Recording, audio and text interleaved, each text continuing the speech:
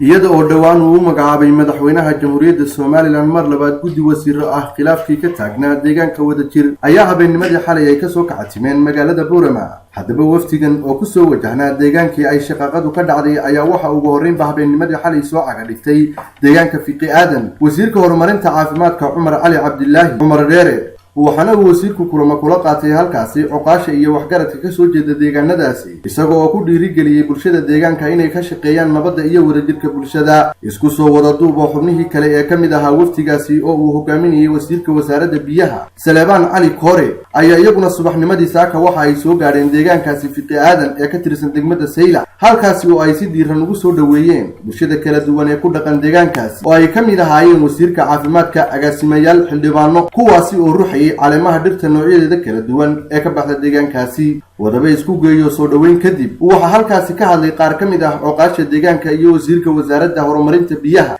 Salebaan Cali Koore waxaana hadaladoodii ka mid ahaa waan nabad wadanku waan idin soo dhaweynaynaa gamco furan baad ku soo dhaweynaynaa waxaan halkan ku soo dhaweynaynaa tuulada Fiqi Aadan waftiga sharafta leh oo mar horena nooyda mar labaadna noo yimiday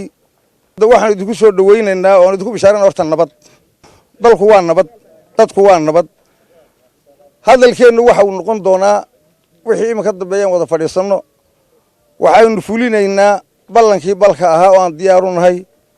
waxaanu ku gaadhnay nabadgelyo insha Allah inay nabadgelyo ka dambeysana waan filayaa idinkana waxa idinka rajaynaynaa un kulley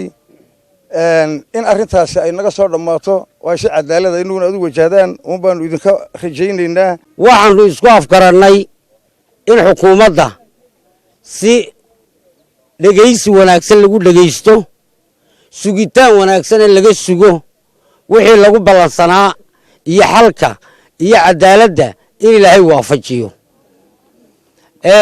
waxaan ku ducaysanaynay in Ilaahay khilaafka sokeeyaha yaga la kala gaadhay uu naga soo afjaro. haddii dadku isqaabilaada isku fahmaan hadalkana way isku fahmaan haddii isqaabilaada aragga hore uu isteeqo wada hadalkuna waa isteeqa. waxaan ka markhaatinahay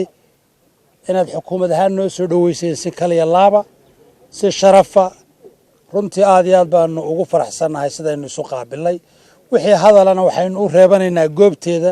waxaanu ka markhaatinahay inaanu maanta wejigii hore weji ka gedisan idinkala kulannay waxaanuna isleenahay xaajada iyo wada hadalkuna waa ka gedisnaan doona aad iyo aad baanu u soo dhaweynaynaa. si kastaba ha ahaatee maaha markii ugu horreysay ee ay waftigani xukuumaddu u soo dirto deegaanka wadajir ee ay shaqaqadu ka dhacday 16 bishii 9aad ee 2019 waa Mustafa Xuseen Cabdi Mustafa Garbo deegaanka Fiqi Aadan.